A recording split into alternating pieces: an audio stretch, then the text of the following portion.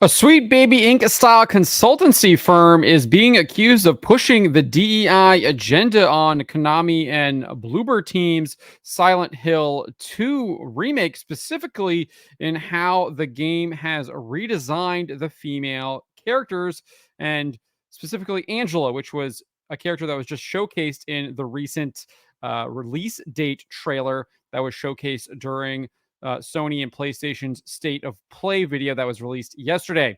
Before we get to this, I'd like to ask you, please hit that subscribe button, hit that bell for notifications so you don't miss any of our future videos here at the Trent Report. Wrote this up over at thatparkplace.com. And yes, indeed, that is what the character of Angela now looks like. They have made her plumper. They have given her a turtleneck to cover up her neck. They've changed her nose, they've changed her eyebrows, they're a lot thicker. They have basically made her look more like a man. They have made her objectively uglier. We'll have a comparison here so you can look at that. But the accusations that this game is being influenced by a DEI consultancy group is coming from ex-user Mangalawyer. And it comes after, obviously, the character was indeed criticized following the State of Play presentation. You have Mangalawyer here really kind of going at it. And there's the side-by-side comparison from the original game that was released in the early 2000s, late 90s, I want to say. But he wrote this: in my restless dreams, I see that town, Silent Hill 2, modern cheeseburger remake, obviously implying that Angela has been eating a bunch of cheeseburgers since the first game. And then he added this: you promised me you'd take me there again someday with a side of fries and a milkshake, but that day never came. And then he's pointing out that they have kind of recrafted the character's chin as well. Talked about this a lot, that they redesigned these female characters, and even when they're making new female characters, they design them so they look more like men, so that they are inoffensive to quote unquote transgender people who are mentally ill and need a significant they need a lot of help. They need a lot of help on a number of fronts. Obviously, mentally and spiritually being the top priority there for people that claim to think that they can change their sex, which they cannot. But you can clearly see there is a drastic difference between the character design from the original game and the character design in this remake. Not only was there criticism of the character designs, but there was also some voice acting criticism as well. When I listened to the trailer, the voice acting does not even sync up with the character of Angela. When you see her mouth moving, like, it doesn't even sync up at all. Really, really terrible job. If you want to listen to that, I will have the link to the article in the description below. But this is where the accusation comes from Mangalawyer. He says Bloober Team has hired Sweet Baby Inc. 2.0 Hit Detection, a sensitive consulting company for Silent Hill 2 Remake, plus ESG Konami. Ever wonder why Maria looks so sanitized? Not spoiling the game, but it's over, bros. Pack your things. When they said modern audience, they mean it. And we'll get to that because that is what they said in an interview with Dread XP January of last year. I believe it was 2023. But as Mangalawyer pointed out, if you go to the Hit Detection website, their company's homepage says this: Hit Detection is a video game consulting firm with a global presence. We bring decades of experience in games, media, consumer electronics, and interactive entertainment to deliver the most comprehensive and accurate insights to clients who have trusted us for many years. Among the esteemed clientele that we are able to publicly reveal, we have provided services to the likes of Bloober Team, Remedy, and Sega. So there you go, confirming that they have indeed worked with a Bloober Team. Now, it's not sure if they actually worked on this game, but they have indeed worked with the developer here. I could not confirm whether they worked on this game yet. They also note this: our commitment to building a team from a variety of backgrounds, including underrepresented groups, is a superpower that allows us to provide unique and varied perspectives, setting us apart from other firms. Absolutely not true. Literally, all of these consultancy groups do this. Obviously, Sweet Baby Inc. being the most infamous one. So they're all the same. They go on and say this diversity is a strength that fortifies our insights and gives us a natural advantage within the consulting landscape. So there you go. There's that word diversity. and clearly talking about skin color and all that, those other kind of things. Doubt that they're talking about diversity of thought. None of these companies ever mention that. And we know that diversity is just a code word for anti-white. Emily Goldstein at Thought Catalog made this abundantly clear in 2015 in an article titled, "Yes, Diversity is about getting rid of white people." And that's a good thing. You don't even really need to read the rest of the article because that says it in the headline, right? That's what it is. Diversity is about getting rid of white people. That's what she's saying it is back in 2015. And it's very clear that that is how these video game companies operate. Just look at one of the other video games that was kind of showcased in the state of play, Concord.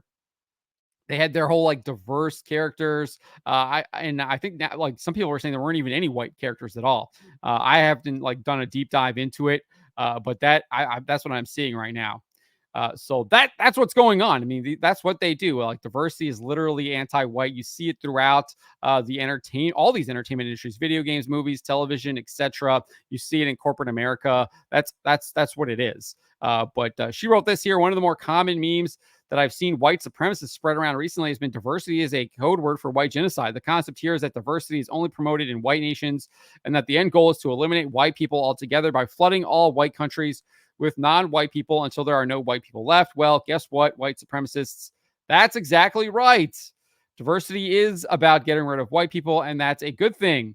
She even concludes the article writing, so yes, white supremacists, diversity is indeed white genocide. And white genocide is exactly what the world needs more than anything else. So that is literally what these activists say it is. And why should we not believe them when they're telling you what they're doing? And that's one of their big plays, right? They tell you what they're doing, and it's like, you are powerless to stop us. Well, we're not that powerless, and we are fighting back now. But not only is hit detection promoting itself using this language, but as noted by Mangalawyer, one of the company services is sensitive issues assessment. Our team assesses the risk factors for depictions of characters from underrepresented groups, themes, and potential community reactions. So one would assume that they're probably potentially involved in character design as well. You got to make sure you represent, I guess, like plump, I guess she's supposed to be a teenager in the game. I don't know if that's actually how they're trying to depict her in the remake, but I guess they got to have representation from plump white teenagers. Interestingly, the company also claims to offer sales forecasting, where it offers data-driven predictions as an external check on our clients' internal projections. Former World of Warcraft team lead Mark Kern, aka Grums, offered his own advice for free to Konami and Bloober Team. Let's see how Silent Hill 2 is doing. Oh, I guess consulting firm Hit Detection didn't predict this gamer reaction, huh? Konami and Bloober Team, don't hire consulting firms like Hit Detection. They have no idea what they are doing and just cost you a lot of sales. So he's offering the sales forecasting for free that you would have to pay Hit Detection to do when they're the ones potentially tanking your sales if they are indeed involved in the game. So not only do we see this character being redesigned, but we also have Bloober Team's chief marketing officer, Anna Jasinska. I'm not sure if that's how to pronounce her name. That's not what I'm going with. She informed Dread XP last January that the company would be modernizing the game. She was asked this: was the team given free reign to put their own spin on things? Bloober Team is amazing at its ability to transform the environment around the player, and I'm really hoping we get to see that put to use here for the other world. And this is what she responded. As aforementioned, we take a very safe approach to any changes. We remain faithful to the original title. So that sounds good, right? However, this is what she just says. Nonetheless, we are applying adjustments to certain areas where things need modernizing due to the passage of time. There you go. Massive red flag. And now we're seeing it in the character design as well. And it's not just the character design, as we'll get to here. So just stay with me. She also informed the outlet this: we are focusing on bringing the distinct visceral atmosphere back in the modernized Silent Hill 2. Longtime fans shouldn't worry about us missing the point while we're livening up the title. We faithfully stick to the traditional story canon while remaking the gameplay and updating the graphics from the ground up. These are the reasons why Konami entrusted us with the remake in the first place. So they said that they were updating the graphics from the ground up, and they have made them, the character designs are objectively worse, especially for Angela. She added this, and they obviously are changing the gameplay as well. So this isn't really a remaster at all. They're completely remaking this game, is what it looks like. You got the gameplay is being redone, the character designs are being redone, the graphics are being redone, everything is being redone. It's like, why didn't you just create your own game then? What was the point of taking Silent Hill? You're literally just making a new game. She goes on and says a big visible change is the adoption of an over the shoulder camera, which altered the perspective of a few iconic set pieces, but also meant an overhaul to the combat system. The latest technological achievements do wonders when it comes to making the visuals pop. As you see, we are not straying away from the original concept of making this cult classic. We just have some ideas on how to make the peculiar scare factors more appealing to the contemporary audience. So, trying to appeal to this mythical contemporary modern audience that does not exist time and time again. We hear this from marketing stooges, and time again, the marketing stooges that push this, the products that they're trying to push it on, the movies, the games, the TV shows, they end up having terrible ratings. Just look at Doctor Who, worst ratings ever in the franchise. So we did get a blog post from Konami producer Motoi Akamoto and Bloober Team creative director and lead designer Matthias Lennart, where they confirmed the remake was changing some of the settings as well as the dialogue. And then they kind of reaffirmed the gameplay and the combat as well. But this is what they said in this blog post on the PlayStation blog website. They said the setting of some events may change, but their impact on the story will remain the same. Even when new locations are introduced, we've sought to refer to the original whenever possible so that returning players will feel right at home when they venture out into the foggy streets of Silent Hill again. So they're completely adding new locations. They're obviously adding new things to this game that was not in the original game. Again, this is a complete remake. I don't even know why they're calling it Silent Hill 2. Aside from the fact that they want to just ape off of the success of that original game. As for the dialogue, they said this: the central characters from the original story, James and Maria, are at the heart of our remake as well. Their emotional arcs have been preserved, with great care being given to showcasing their emotions with motion capture technology. They should have just stuck with a stylized design and done what Stellar Blade did, not use the motion capture for the face. It's just from what I understand, it's cheaper. It's cheaper to do the motion capture stuff with the face. And when you go cheaper like this too, and obviously there's the DEI agenda as well, right? So it's just wrong. It just looks awful on all fronts. But nevertheless, they go on to say this: this allows us to employ show don't tell techniques more often, which is why some of the dialogue has been slightly altered to add an extra layer of nuance to the character dynamic. So I wonder what kind of nuance it is. I can only imagine that it's going to be some DEI trash. Like, you just know that that's good. They're going to find some way to inject something like that into the game. So, I mean, literally everything has been changed in this game. We got character designs, right? Dialogue, combat. They're adding new locations. The gameplay is different. The way you look at the game with the over-the-shoulder camera, that they've completely changed this game. And then here's more on the combat. The combat in this remake is designed to allow for a wider variety of approaches. The player's arsenal of actions has been expanded while also preserving the feeling of playing as an inexperienced everyman. James is not a skilled fighter, and he doesn't feel overpowered. His range of attacks is very limited, so he must use more prudent tactics, stay mindful of his surroundings, and, if necessary, run instead of fighting. The way he deals with enemies is never a flashy spectacle, but rather a desperate struggle for survival. Giving James more opportunities led to changes in how the enemies he encounters fight as well. You will still have to deal with familiar opponents from the original game, but returning players will notice how their movements and attacks have been fleshed out in order to make them more distinctive and unpredictable in combat scenarios. For instance, going against the frantically aggressive nurse will pose a completely different challenge than a skirmish with the silent and stealthy mannequin.